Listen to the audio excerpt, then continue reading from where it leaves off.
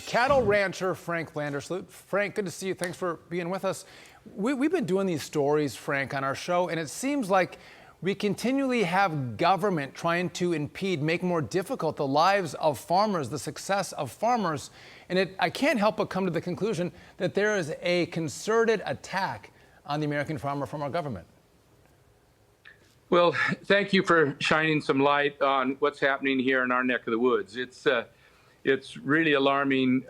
Had you told me just 2 weeks ago that this was going to happen, I nor anybody else would have believed you, but it did. The Department of Water Resources in the state of Idaho demanded that 500,000 acres be turned off.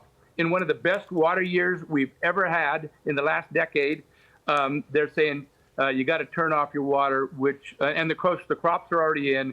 It will devastate not only these farmers, hundreds and hundreds of farmers, but the entire economic system in southeastern Idaho. Thousands of jobs. Dairies will be without feed. Ranchers, feedlots, industry in general, barley plants. We have large plants here that take barley and make it into malt for beer. Everything's related to this ag industry. It will turn the entire economy upside down. Right. This used to be desert until they brought in water. And of course now, after all of these years, they're going to say they got to turn the water off.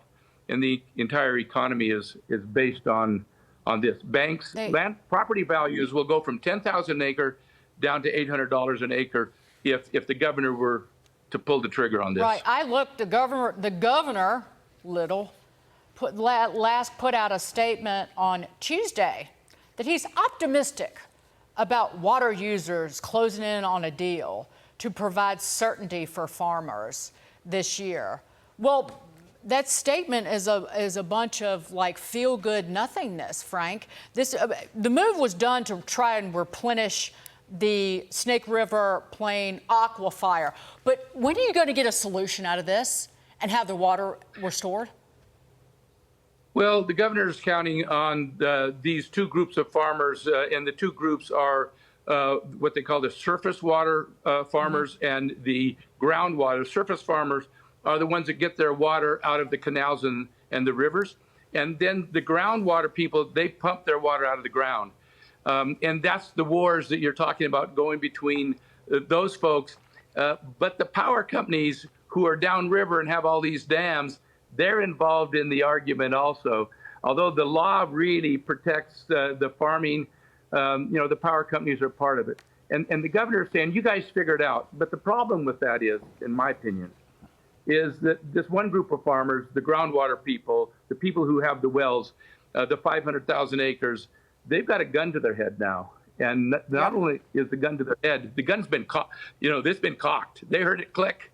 And he says, now figure this out. The other side just sitting there with their arms folded and saying, yeah, what are you going to do? Yep. And the choice they really have, which is a horrible choice, the way they look at it, lose your farms today or lose your farms little by little over the next 15 to 16 years. Which do you want? Lose it all today or lose it little by little? Because the plan is ultimately to shut down thousands of acres of water. Right.